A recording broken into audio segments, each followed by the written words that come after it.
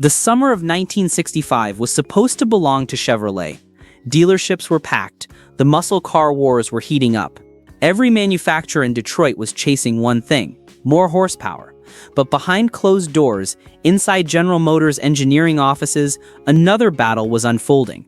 It wasn't Ford versus Chevy, it wasn't Pontiac versus Dodge, it was Chevrolet fighting its own parent company.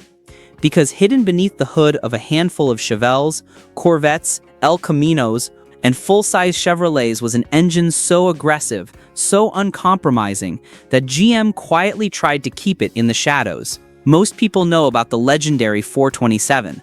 They know about the LS6. They know about the ZL1. But almost nobody talks about the engine that laid the foundation for all of them: the L78-396. On paper, it looked almost ordinary. 396 cubic inches, a factory rating of 375 horsepower. Nothing that sounded revolutionary, but the numbers only told half the story.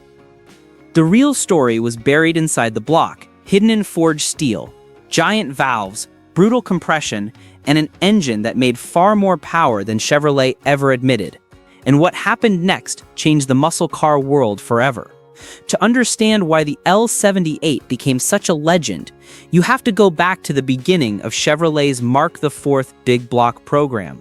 By the early 1960s, the automotive landscape was brutal. Ford's FE engines were dominating NASCAR, taking checkered flags week after week and embarrassing everyone else on the high banks. Chrysler's Max Wedge was terrifying drag strips across America, running times that seemed impossible just years earlier. And Pontiac had proven beyond any doubt that torque sold cars. Their GTO was flying out of showrooms faster than dealers could order them. Chevrolet needed something entirely new. They couldn't just bore out an existing engine. They couldn't simply add a bigger carburetor and hope for the best. Their answer wasn't simply a bigger engine. It was an entirely new architecture. The Mark IV big block debuted for the 1965 model year as a 396 cubic inch V8 with a 4.094-inch bore and a 3.76-inch stroke. That combination gave engineers a perfect balance between breathing ability and piston speed. Bore size large enough for massive valves, stroke short enough to keep piston speeds reasonable even at high RPM. Instead of copying the old W-Series Porcupine engine that had served Chevrolet reasonably well, they designed a completely new block with deep skirts for extra rigidity, redesigned oiling passages, and canted valves that dramatically improved airflow. Those canted valves became the engine's secret weapon. Instead of pointing straight down like conventional engines, the intake and exhaust valves sat at different angles. Air could enter the combustion chamber more smoothly, following a straighter path from the intake port. It could burn more efficiently in an improved combustion chamber design. And it could escape faster through optimized exhaust ports. It looked complicated on the blueprints, but it worked brilliantly on the dyno. Yet Chevrolet wasn't finished, because while ordinary buyers received mild versions like the L35, producing a respectable 325 horsepower, perfect for cruising and daily driving, a small group of engineers had something much more dangerous in mind. They called it the L78, and this was no ordinary 396. The compression ratio jumped to an astonishing 11.01, demanding premium high-octane fuel at a time when leaded gasoline was still common and gas stations offered multiple octane choices. A forged steel crankshaft replaced cast components because GM engineers knew what kind of punishment this engine would take. Forged connecting rods, not the cheaper powdered metal or cast versions, and forged aluminum pistons were installed because engineers knew cast parts wouldn't survive sustained high RPM abuse from enthusiastic owners and weekend racers. Then came the camshaft. With nearly 0.520-inch valve lift and over 310 degrees of advertised duration, this wasn't designed for smooth idling or quiet operation. This cam wanted to race. The solid mechanical lifters clicked loudly at idle, creating that distinctive metallic tapping sound and requiring periodic valve adjustments that most car buyers would have considered a nuisance. To everyday buyers expecting smooth, quiet refinement that sounded like poor engineering. To racers, it sounded like victory. The valve train was built to match the aggressive cam profile. Heavy-duty valve springs prevented valve float at high RPM. Hardened pushrods resisted flexing. The entire combination was designed to survive sustained operation, well beyond what most street engines would ever see. But there was a problem, a big problem. Horsepower ratings during the 1960s weren't always what they seemed. GM had an unofficial policy of keeping advertised horsepower below reality. Insurance companies were already watching performance cars carefully, raising premiums on anything that seemed too powerful. Government regulators were becoming interested in performance and safety. Executives didn't want Chevrolet embarrassing other GM divisions, particularly Cadillac and Oldsmobile, with outrageous numbers that made their luxury engines look weak. And there was internal politics, too. Pontiac had pioneered the muscle car concept with the GTO. They didn't want Chevrolet stealing their thunder. Buick was developing its own performance image. Even within GM, divisions competed fiercely for customers and bragging rights. So the L78 was officially rated at 375 horsepower at 5,600 revolutions per minute and 415 pound-feet of torque at 3,600 revolutions per minute. Neat numbers, safe numbers, conservative numbers. Most modern dyno testing tells a very different story. Properly tuned factory L78s running on modern dynos with accurate correction factors often produce well over 400 horsepower at the crankshaft. Some experienced engine builders who've tested original, unmolested L78 engines estimate closer to 420 horsepower using modern SAE correction standards. In race trim, with open headers instead of restrictive exhaust systems, careful tuning, and optimized ignition timing, 450 horsepower wasn't unusual. Some racers reported even higher numbers. GM knew exactly what they had built. They just didn't want everyone else to know, and then racers discovered the truth. One of the biggest reasons the L78 shocked competitors wasn't simply raw horsepower, it was how quickly it revved.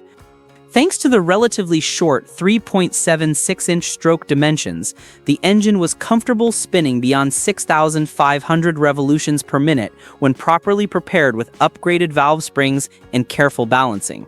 Many competing big blocks from Ford, Chrysler, and Pontiac relied on sheer displacement and long strokes for torque, but the Chevrolet Mark IV combined massive low-end pulling power with remarkable high-speed breathing capability. The rectangle port cylinder heads played a huge role. Each intake port measured roughly 290 cc in volume, feeding enormous 2.19-inch intake valves and 1.72-inch exhaust valves. Those heads could flow enough air that racers continued modifying them, porting them, and improving them for years, even decades after production ended. Compared to the smaller peanut port heads used on milder 396 engines, these rectangle port castings were a completely different animal. They flowed dramatically more air at higher valve lifts, which meant power kept climbing as RPM increased instead of flattening out like smaller port engines. Of course, there was a price. Below 3,000 revolutions per minute, the L78 could feel lazy compared to smaller hydraulic cam engines with better low-speed torque characteristics. The large ports and aggressive cam timing meant cylinder filling wasn't optimal at low speeds, but once the tachometer swept past 4,000, everything changed. It came alive.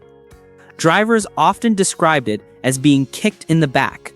One magazine tester compared the acceleration to lighting a rocket halfway through the run. Another wrote, "The L78 doesn't just accelerate, it erupts," and then the real nightmare started.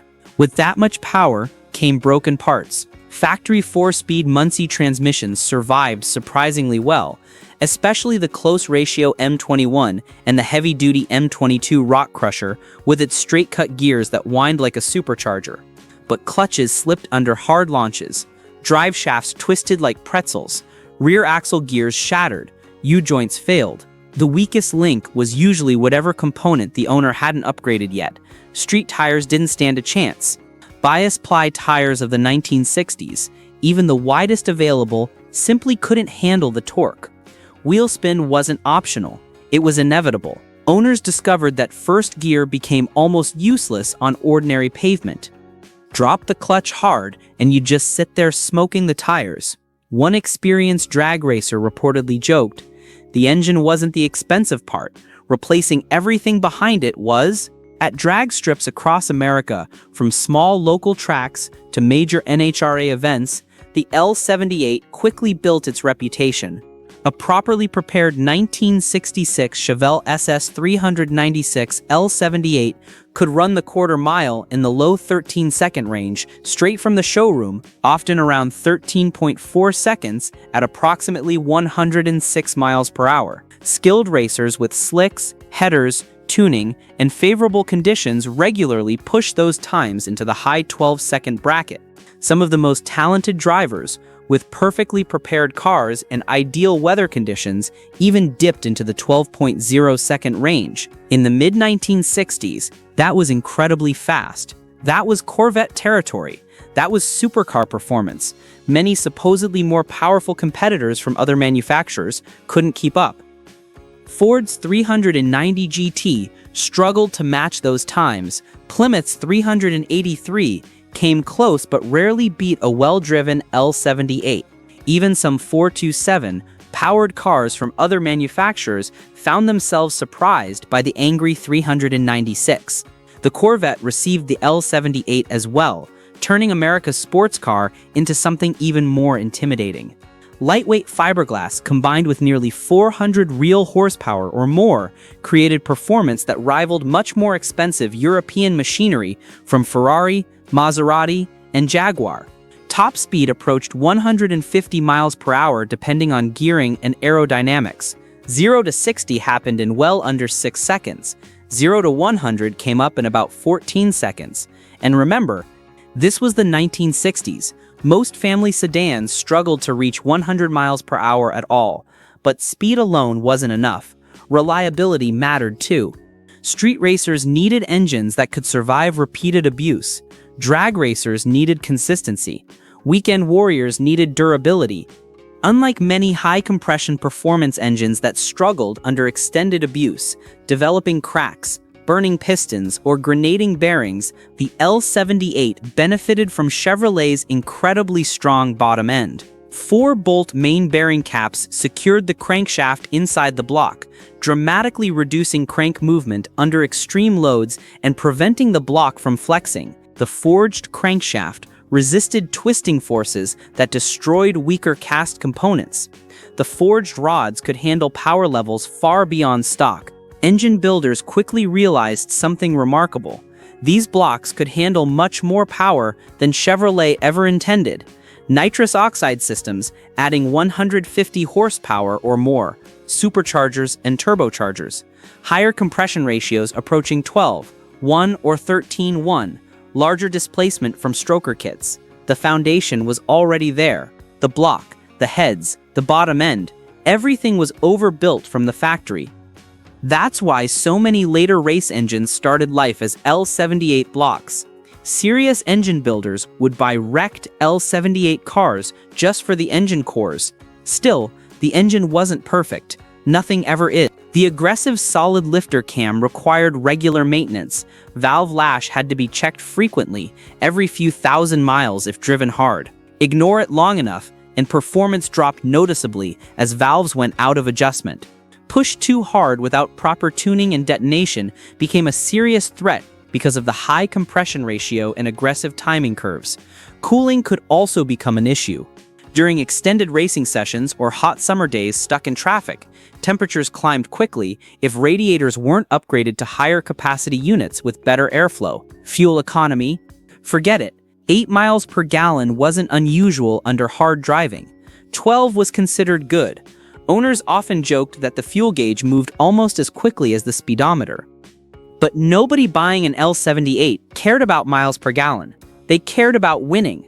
They cared about that feeling when the secondaries opened. They cared about the respect they got at the local cruise night. And that's exactly what happened. Throughout NHRA Superstock competition and various stock eliminator classes, Chevrolet's big blocks became dominant forces.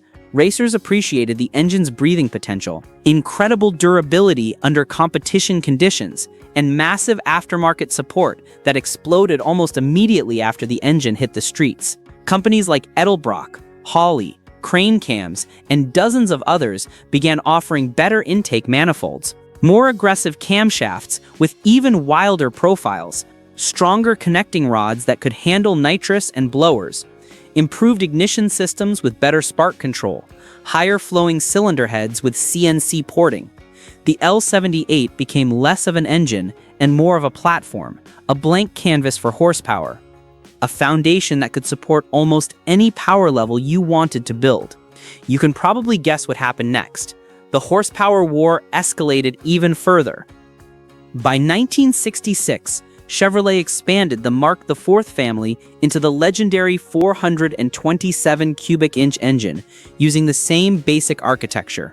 With a 4.25-inch bore and the familiar 3.76-inch stroke, displacement climbed dramatically while maintaining the engine's willingness to rev and its excellent breathing characteristics. The 427 used the same canted valve design, the same deep-skirted block architecture, the same 4-bolt main caps. All the lessons learned from the L78 went directly into the 427 program. Without the L78, the 427 likely never reaches its legendary status.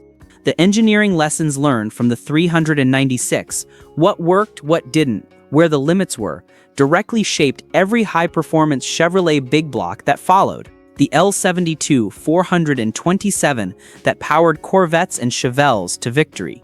The L88 with its aluminum heads and astronomical performance. The aluminum ZL1 that became NASCAR's nightmare. Even the fearsome LS6 454 that arrived in 1970, widely considered one of the greatest muscle car engines ever built, owed part of its DNA to the lessons learned during L78 development. The LS6 used rectangular ports. It used a forged rotating assembly. It used aggressive cam timing, all concepts proven in the L78. But outside the engineering department, the world was changing, and not for the better. Insurance companies noticed. Young buyers were wrapping muscle cars around telephone poles at alarming rates. Insurance companies responded by raising premiums dramatically, sometimes tripling rates for performance cars. Federal emissions standards became increasingly strict. The Clean Air Act and new emissions regulations forced compression ratios downward.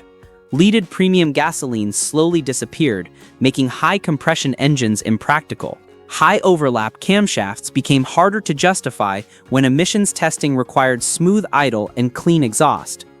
Safety advocates were calling muscle cars death traps. Politicians were holding hearings. The party was ending. Suddenly, engines like the L78 weren't just politically inconvenient. They became commercially risky. They became insurance nightmares. They became regulatory problems. Production numbers remained relatively limited because the engine was expensive to build and required careful assembly. The L78 option added several $100s to the price of a new Chevrolet at a time when many buyers earned less than $7,000 annually. Exact production totals varied by model and year, but only a fraction of all SS396 Chevelles received the L78 package, often less than 10%, making surviving originals highly desirable today. In 1966, only about 2,700 Chevelles received the L78. In 1967, the numbers were similar. By 1968, the L78 designation changed slightly, but the spirit remained. Collectors now pay enormous premiums for authentic, numbers-matching L78 cars. Some restored examples in pristine condition sell for well into six figures depending on rarity, documentation, and originality.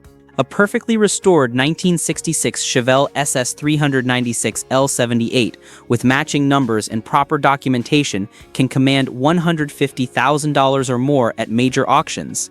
Even unrestored survivor cars in good original condition bring serious money.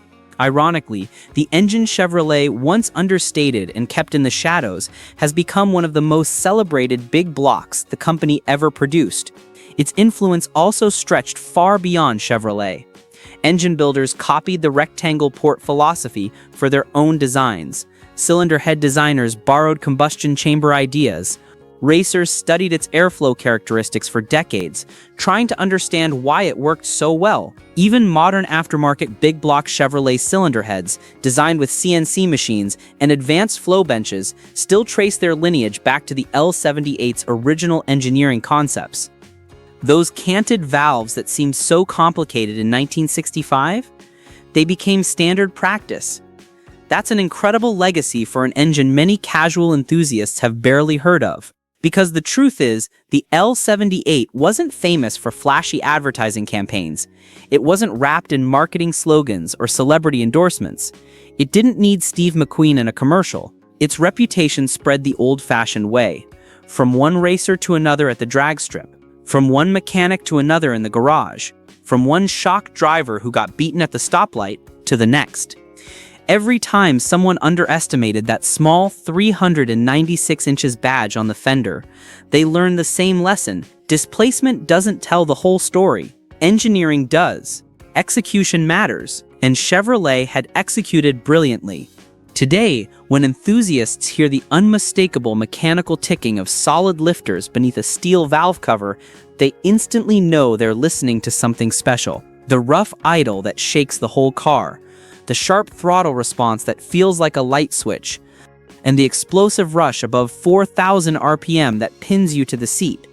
All of it reminds us of an era when engineers chased performance with almost reckless determination, an era when emissions regulations didn't strangle compression ratios, an era when fuel economy was an afterthought, an era when safety features meant a lap belt if you were lucky. The L78 didn't just make horsepower, it made believers.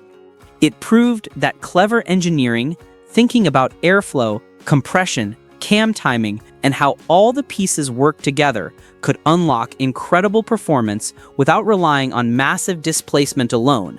It became the blueprint for generations of Chevrolet big blocks and helped shape the golden age of American muscle. And maybe that's why GM never seemed eager to advertise just how good it really was. Because once people discovered its true potential, there was no putting that secret back in the box. The cat was out, the word spread, and suddenly everyone wanted one. If you enjoyed this deep dive into one of Chevrolet's most underrated legends, let me know in the comments which forgotten engine you want to uncover next.